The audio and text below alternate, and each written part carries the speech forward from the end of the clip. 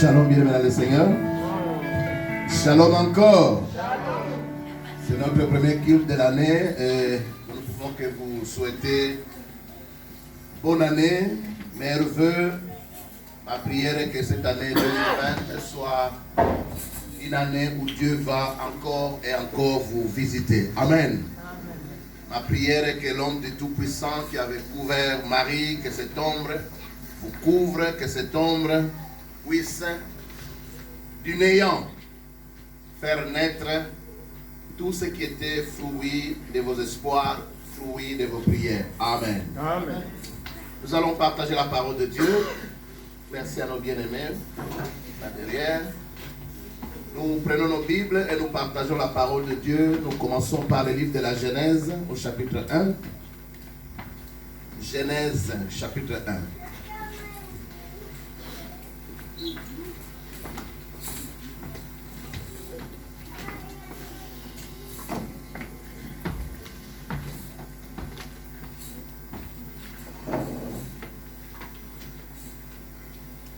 Cette année 2020, c'est une année où nous attendons à de grandes choses de la part du Seigneur, à de grands miracles qui vont nous éblouir, des grands miracles qui vont nous étonner, des grands miracles qui vont encore nous pousser à lui faire confiance. Amen.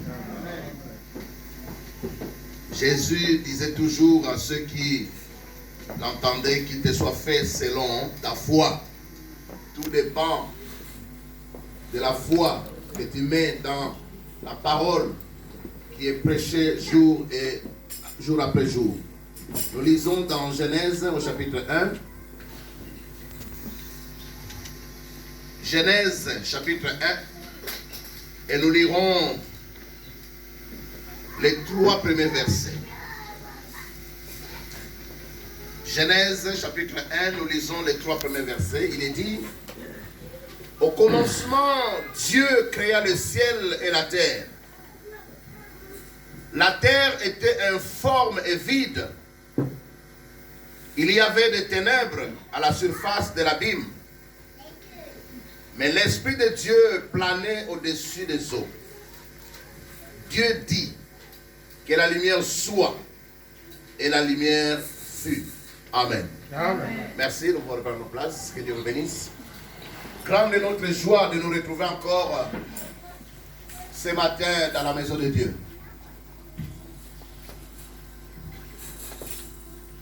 Je croyais que maman était en train de traduire. Maman Gisèle, tu traduis pour maman? Ok, je vais faire attention pour la vitesse.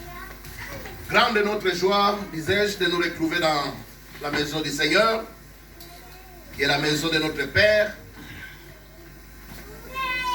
J'ai été très édifié, très béni par le message que le pasteur Heidi nous a apporté le 31 décembre. Il avait lu un texte dans Deutéronome. Et le thème qu'il nous a partagé, c'était que ne crains rien, parce que Dieu te précède en 2020. J'étais très encouragé, très édifié. Et j'ai vu que l'Esprit de Dieu reste le même. Nous étions dans la même pensée. Ne crains rien. 366 fois il est dit dans la Bible, n'aie pas peur, ne crains rien. Quand Dieu parle plus de 300 fois, ça signifie qu'il sait que c'est un vrai problème, même pour ceux qui croient en lui. La peur nous terrorise du berceau à la tombe. Même nous qui prétendons croire en Dieu, quand tout va bien, c'est facile de croire. Mais quand rien ne va, sommes-nous capables de continuer à crier: je ne craindrai rien, parce que Dieu a promis d'être avec moi tous les jours jusqu'à la fin du monde. Dieu nous a donc précédés en 2020. Il sait ce qui nous attend en 2020. Tous les jours de l'année 2020 sont comme une page devant Dieu. Il a sous son contrôle toute l'année. C'est pourquoi nous n'avons rien à craindre. Car Dieu, notre berger, notre Père, nous a précédés en 2020. Amen. Amen. Les textes que nous venons de lire nous parlent du Saint-Esprit. Il est dit que la terre était informe et vide. D'abord, verset 1, il est dit au commencement Dieu. Vous voyez, Dieu est au commencement de toutes choses. Rien n'existe sans lui. Tout existe par lui et pour lui.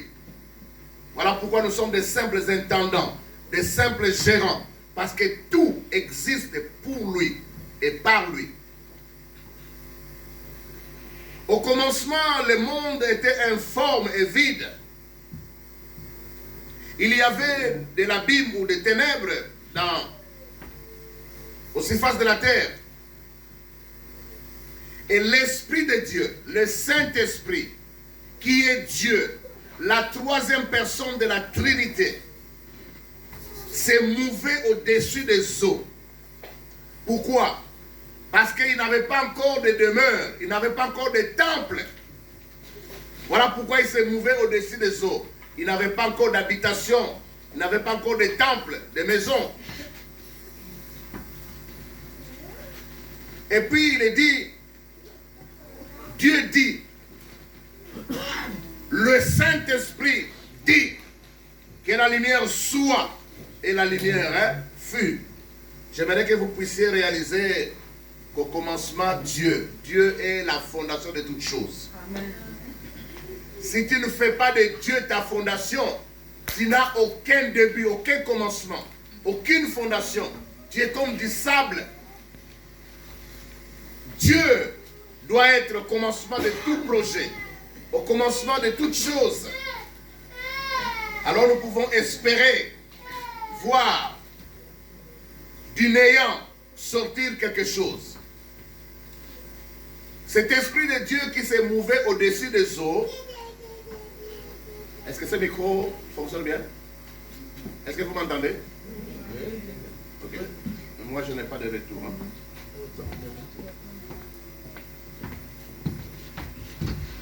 Merci. Merci. Il y avait des ténèbres à la surface de l'abîme, mais l'Esprit de Dieu s'est plané au-dessus des eaux. J'aimerais, en commençant, vous dire que le Saint-Esprit est celui qui a tout créé. Le Saint-Esprit, c'est un peu comme l'agent de Dieu pour l'action. Nous verrons plus loin, dans Luc au chapitre 1, que c'est ce même Saint-Esprit qui, du néant, entre dans le ventre d'une vierge qu'on appelle Marie et va j'allais dire créer ou concevoir la personne de Jésus. Le même Saint-Esprit qui a tout créé du néant. C'est le même Saint-Esprit dans Luc 1 qui va créer d'abord Jean-Baptiste dans le ventre de sa mère. Pourquoi? Parce que parce que Zacharie, le papa de Jean-Baptiste, et Élisabeth, la mère de Jean-Baptiste, ont toujours vécu ensemble, mais ils n'avaient jamais d'enfant. Mais ce jour-là, quand le Saint-Esprit l'a visité au temple, quand il revient, la Bible dit quelque temps après, ayant connu sa femme, Élisabeth devint enceinte. Donc, cette même puissance du Saint-Esprit qui avait tout créé au commencement, c'est le même Saint-Esprit qui avait donné forme au commencement, c'est le même Saint-Esprit qui crée Jean-Baptiste dans le ventre d'Élisabeth. Et c'est le même Saint-Esprit. La Bible nous dit, quand il s'agit de Marie, l'ombre du Tout-Puissant te couvrira et tu enfanteras. J'aimerais que tu puisses comprendre le cheminement. Au commencement, il n'y avait rien. Il n'y avait ni lumière, il n'y avait ni soleil, ni lune, il n'y avait rien. l'eau seulement existait et l'Esprit de Dieu se mouvait au-dessus des eaux. Il n'y avait ni arbre fruitier, il n'y avait pas d'animaux, il n'y avait rien. Mais cette même puissance du Saint-Esprit a tout créé du néant. Quand on dit que le monde était informe et vide, et que les ténèbres couvraient la surface de la terre, en hébreu, il y avait du tohu-bohu. Il n'y avait rien. Et Dieu, du néant, il a tout créé. Donc, ayant tout créé du néant, c'est même Dieu est capable d'aller créer Jean-Baptiste dans le ventre d'Élisabeth et créer l'enfant Jésus dans les seins de cette vierge. C'est lui qui a tout créé du néant. C'est lui qui a fait enfanter une vieille femme qu'on appelle Élisabeth.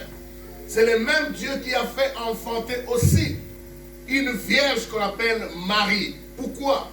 Parce qu'au verset 37 de Luc 1, il est dit, car rien n'est impossible à Dieu. Luc 1, 37 nous dit, rien n'est impossible à Dieu. Le message que nous apportons ce premier dimanche, c'est que même là où tu ne t'attends à rien, tu n'as ni capital, tu n'as rien du tout, sache que c'est Dieu que nous invoquons ici. C'est ce Dieu qui est capable de te donner quelque chose du néant. Amen. Généralement, on regarde aux relations qu'on a. On regarde aux connexions qu'on a. On regarde à sa fiche de paye.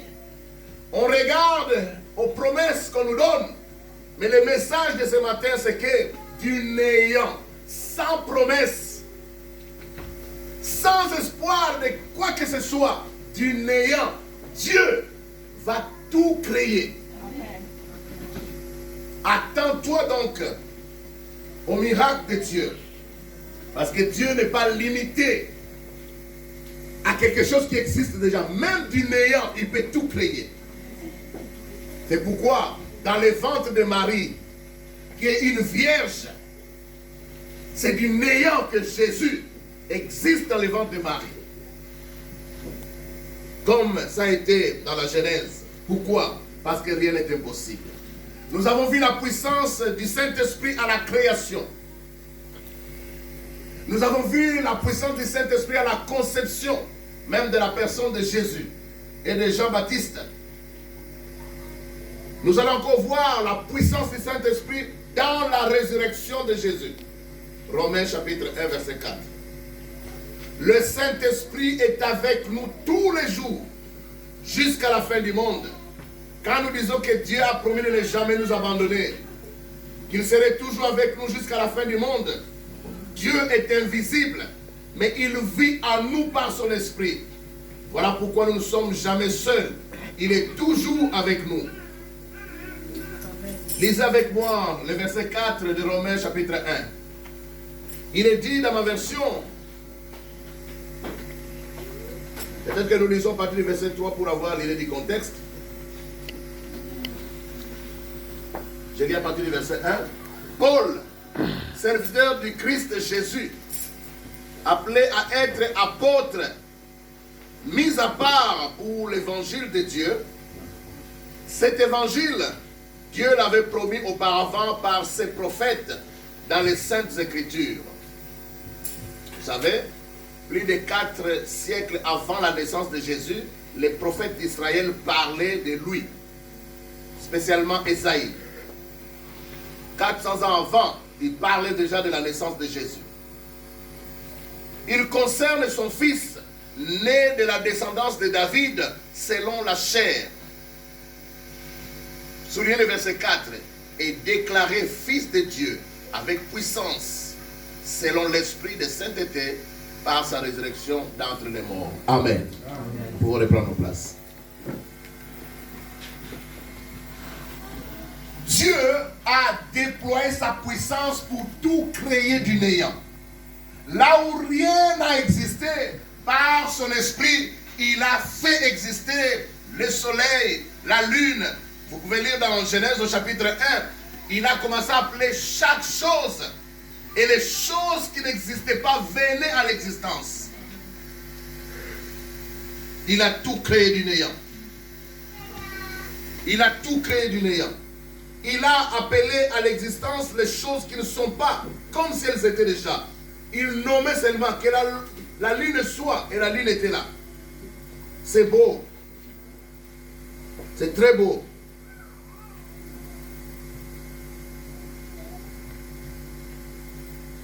Lisons à partir du verset 5. Dieu appela la lumière jour. Je reviens dans Genèse 1.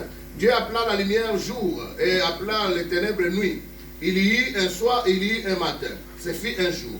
Dieu dit qu'il y ait une étendue entre les eaux pour séparer les eaux des eaux. Donc nous avons l'eau sur terre, nous avons sur l'eau qui a été suspendue dans l'espace. Dieu fit donc cette étendue séparer les eaux qui sont au-dessous de l'étendue d'avec les eaux qui sont au-dessus. Il en fut ainsi. Dieu appela l'étendue ciel. Il y eut un soir, il y eut un matin, ce fut un deuxième jour. Dieu dit que les eaux qui sont au-dessous du ciel s'amassent en un seul endroit pour former des océans, des mers, des fleuves. Et que la partie sèche apparaisse. Il en fut ainsi. Dieu appela la terre, Dieu appela terre la partie sèche, et il appela mer la masse des eaux. Vous voyez, au départ, tout l'espace était rempli par les eaux. Il a entassé les eaux à un endroit et il a laissé une partie sèche pour que la création puisse exister.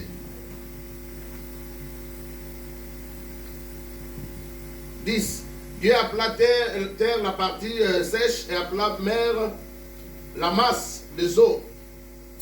Dieu vit que cela était bon. Puis Dieu dit que la terre se couvre de verdure, l'herbe porteuse de semences d'arbres fruitiers, donnant sur la terre des fruits selon leur espèce et ayant en eux leur sémence. Il en fut ainsi. La terre produisit de la verdure, de l'herbe porteuse de semences selon son espèce et des arbres donnant du fruit et ayant en eux leur sémence selon leur espèce. Dieu vit que cela était bon. Il y eut un soir, il y eut un matin, ce fut le troisième jour. Chaque jour, Dieu appelait à l'existence des choses qui n'existaient pas, il les appelait à l'existence. Nous parlons de la foi ces derniers temps. La foi nous permet de rendre visible ce qui était invisible.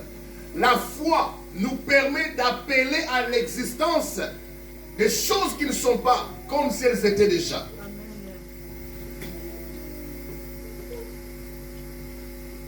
Dieu a manifesté sa puissance dans la création. Le Saint-Esprit a tout créé du néant.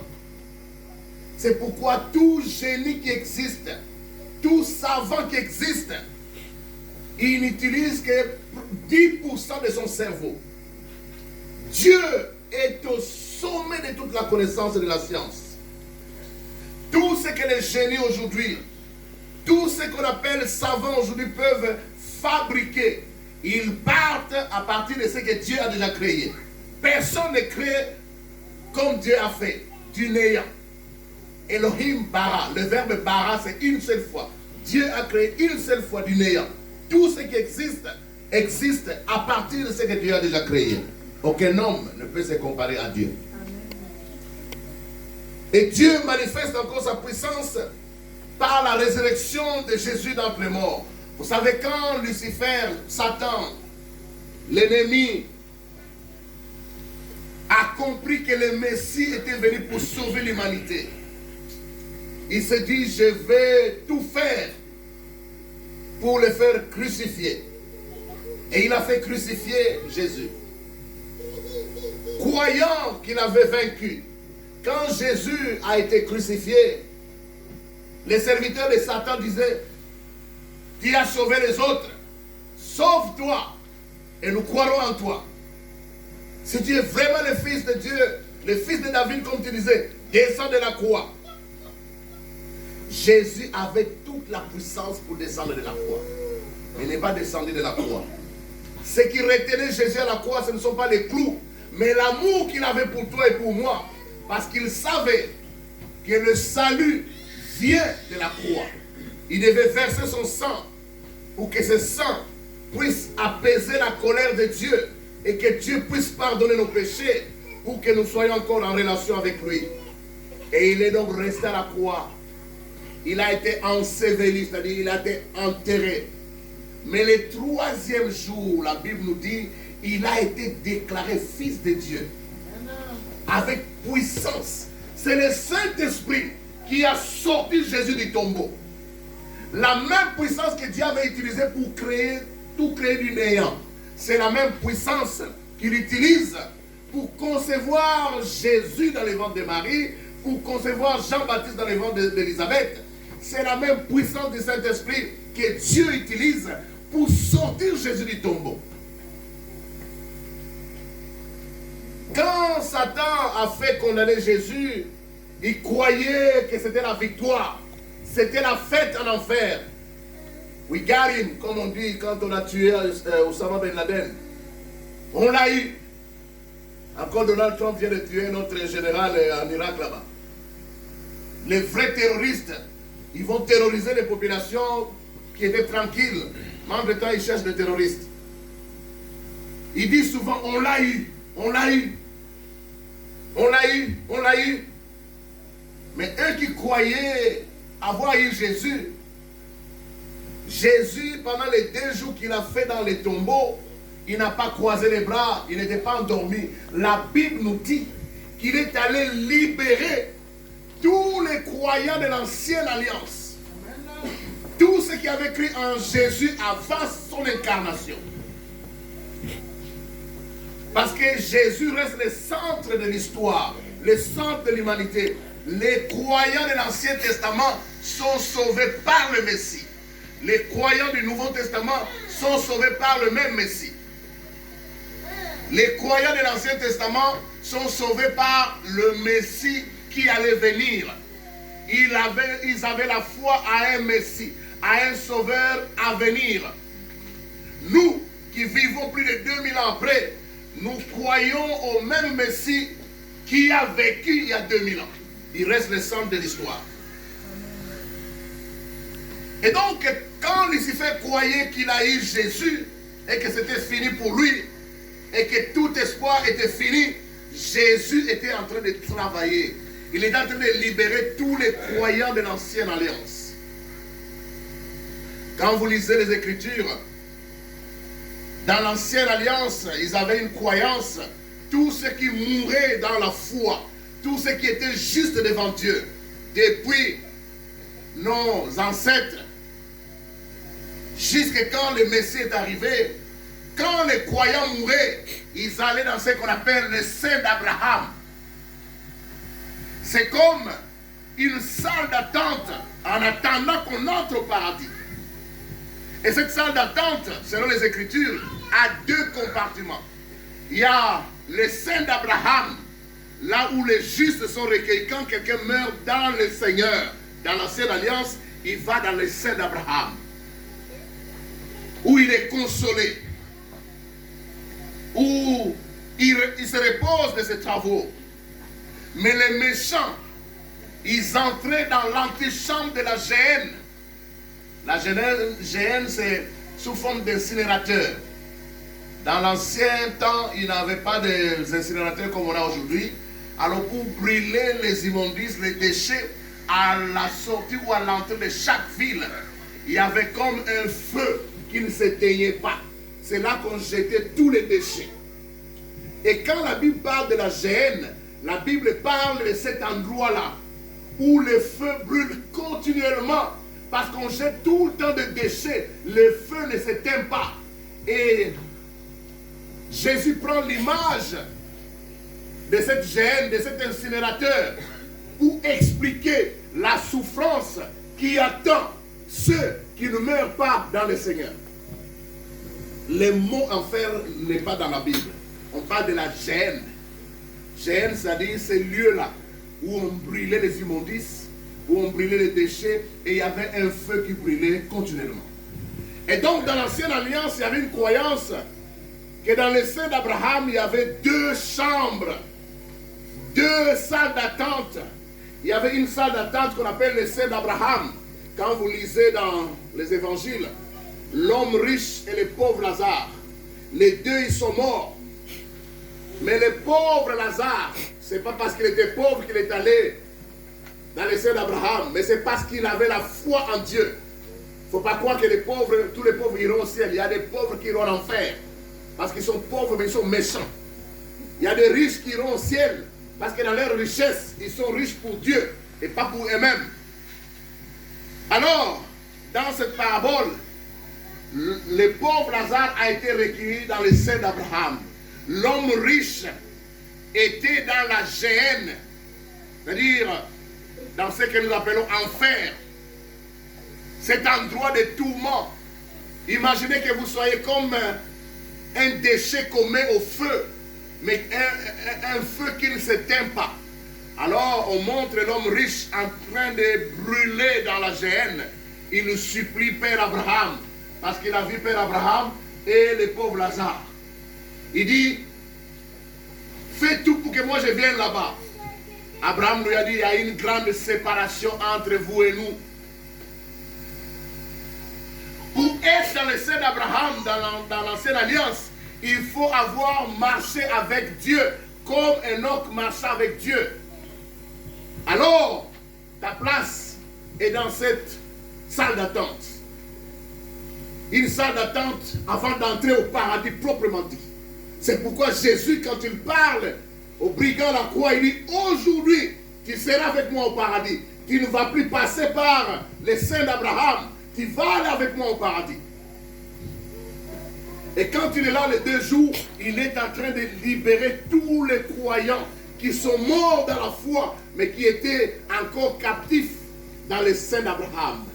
Dans cette antichambre, il les a libérés et il est monté avec eux au ciel, au paradis. Et aujourd'hui, tu n'as plus besoin d'aller dans les seins d'Abraham. Tu vas directement au paradis.